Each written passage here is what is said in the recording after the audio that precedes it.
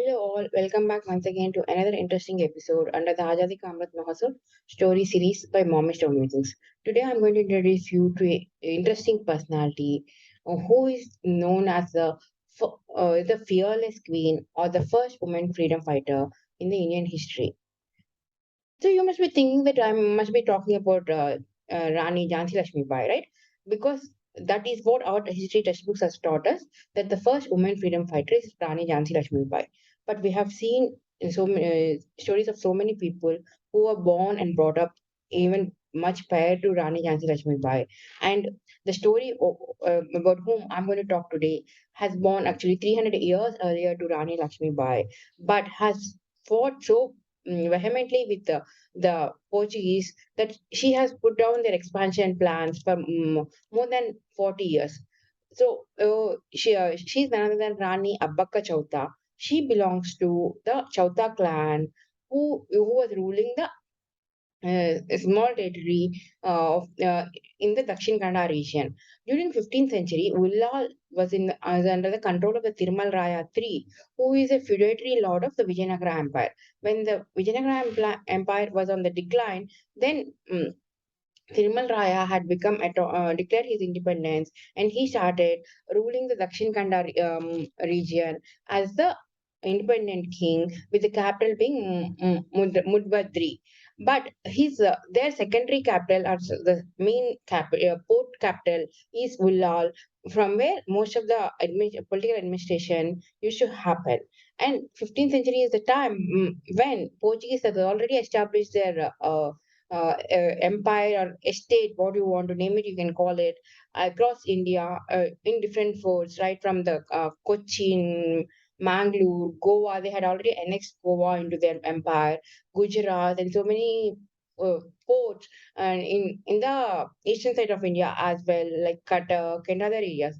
So the Portuguese were trying to establish their dominance on the Indian Ocean, and that is a time when Thirumal Raya's niece, Rani Abbakka, was born, and she has become the heir for Thirumal Raya's crown or the Ullal Empire. So, as the child itself, the Princess Abbakka has shown that she's totally different. She is, the way she was behaving was totally different and way more mature, which shows that this girl, at her tender age itself, started thinking beyond what is being seen, which is obvious. And her questions were actually having a lot of deeper meanings, and which were taking time for her teachers to explain and convince her so that she can understand what is truth, what is not really truth. And she doesn't just believe somebody is saying whatever it is. Really gets into the nitty gritties of the things, and then only she'll understand whether judge that person whether he's talking truth or not. And not only that, she is an excellent military person as well. She got trained on all the military arts, like sword fighting, archery and sword fighting are her favorite skills. Apart from that, wrestling, fist fighting, and then she also started using gunpowder and the cannons during her time itself.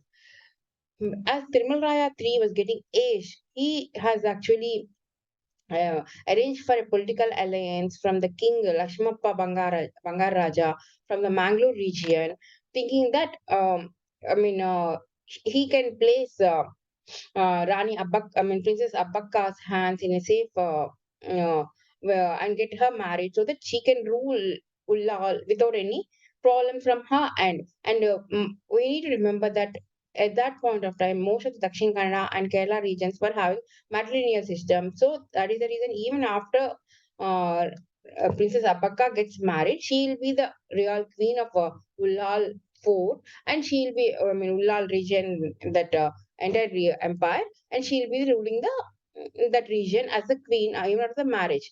But unfortunately, by God's will or whatever it is, their marriage couldn't last longer. But and it got both of them got separated, and Rani Abbakka has returned all her jewelry to the husband, saying that she is not happy in this marriage. But before that itself, they had three daughters. The reason for the breaking of this marriage is the the way these two people were aligned on the political front. Rani Abbakka was more of a person who loves her motherland, who wants to safeguard her subjects, who wants to actually stop the foreigners stepping into her land and start ruling them. But whereas Rani Abbakka's husband was leaning more towards Portuguese, and he was thinking that he can also go and settle in the European countries. He can, with the help of Portuguese, he can make a lot of money. So, because their ideologies were different, both of them had separated ways in a very peaceful manner, and she became a single mother with three kids, and the kids are girls at that point of time. And we already knew that Ullal is a very profitable spice port. On the western side of the India, and that is the place where the main maritime routes were all going through. So the Portuguese were always eyeing at Ullal Port, and they wanted to basically confiscate that. They had already started. I mean, they already annexed Goa, and they are also they wanted to they annexed Mangalore as well. So it's only Ullal, which is hardly some 20 miles of distance from the Mangalore port, which they wanted to have it in their control. So they started sending a lot of letters to Rani Abbakka saying like she needs to pay tax for her ships to enter into the water. She needs to pay tax for this. She needs to pay to do. I mean, listen to these rules, to follow these rules. Blah blah blah blah. But Rani Abbakka was a very stern personality, and she never bothered to reply to these kind of letters. And she kept on doing her work. And because Indian Ocean is being dominated mostly by the Portuguese, she started using the Arabian Sea, Red Sea route to reach to the Arabs and other European countries, and that's how she was selling her goods like the spices, textiles, and other things in the European market. And that way, she was getting more and more money, which has become a really irritating issue for the Portuguese. So they sent Admiral Dom Alvaro de Silva to capture uh, Ullal Fort, and Rani Abbakka with her set of people, the close army people, had defeated Admiral Dom Alvaro de Silva in a very bad manner that he had to flee. Literally on foot and get into the ship so that he can escape to safety. And his defeat has become really an eyesore for the Portuguese, that they couldn't digest this fact that a single mother of age around 30 with small kids and very limited number of people as her army is able to defeat the mighty Portuguese army who, where this Admiral Dom Alvaro de Silva had taken almost 200 and odd people to fight with this lady. So they started concentrating more and more on her, and they were thinking of all the other plans as to how they can capture this Ullal port and get this lady under their control. So once again, after a couple of years, they sent another admiral by name Joe Pixeto to capture Ullal port. And already after the first attack itself, Rani Abbakka knew that Portuguese are the people who cannot keep quiet, and they'll be coming either tomorrow or the next year. So she started accumulating her army. She started building her army, and she has actually is a very secular person who started recruiting people of all religions, all castes. In fact, and she's also a best diplomat and a good negotiator. So she has taken help from the Arabs, with whom she has the trade ties, and also with the Calicut Jamindar.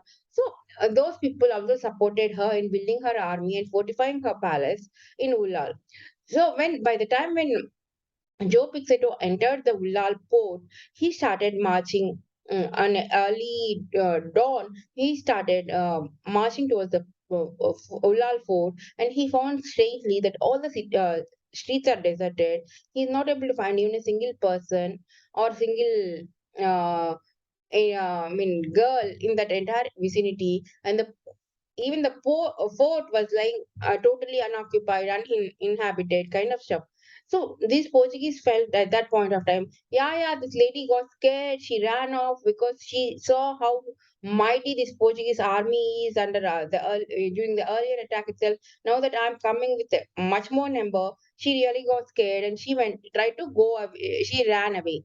So thinking that, these people started celebrating and they sent a couple of people as messengers to their to pass on the message to the Portuguese viceroy in Goa, who is actually the commanding officer for all this Portuguese army at that point of time, saying that they have occupied Ulal Fort and they started celebrating. Suddenly, just a thunder came, and the thunder is nothing but Rani Abbakka's war cry. She shouting at the pitch of her voice, saying, "Attack these people." And around 100 or odd people from the Rani Abbakka's team had fell on top of this Portuguese army. And even before they could realize what is happening, all the Portuguese army people were killed, including the Admiral Joe Pixeto.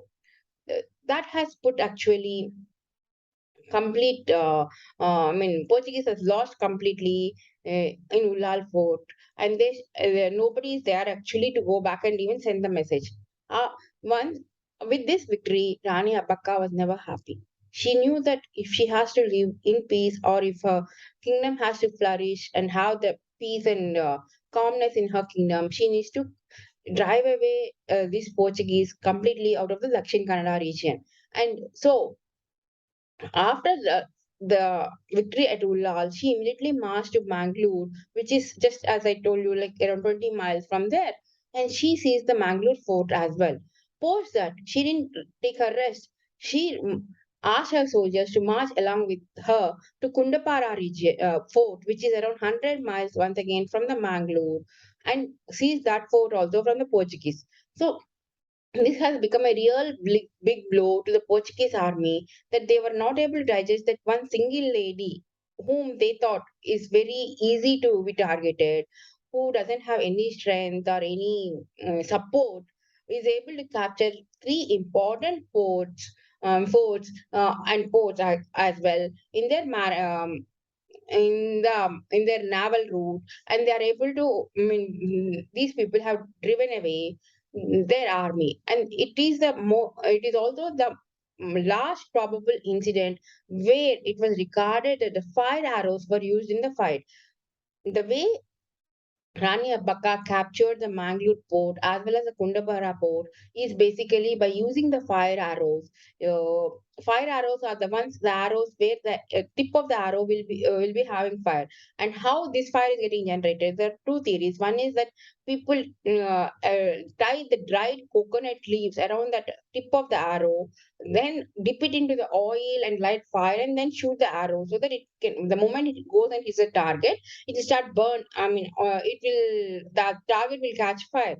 Imagine 100 and odd people firing these fire arrows at the same time. What will happen to all the ships? That is how Portuguese has lost substantial number of ships, both in Mangalore as well as Kundapara ports. And this is the last time in the ancient Indian history that it was recorded that these fire arrows were used. The second theory says that by that time itself, that is in the 16th century itself, Rani Abbakka knew the technique to use gunpowder, and her team has actually smeared gunpowder to the tip of the arrows, and that's how they lighted these arrows.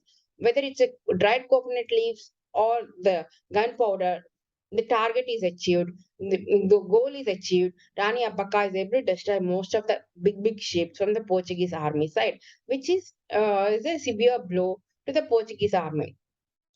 After she has captured all these ports, I mean, can you imagine that such a huge, mighty Portuguese army will keep quiet? No, it will not, right?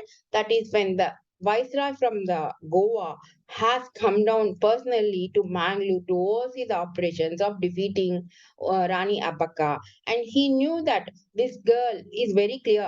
A good strategist. She has all the required military skills, and she is also using a little bit of guerrilla warfare technology by doing surprise attacks on them.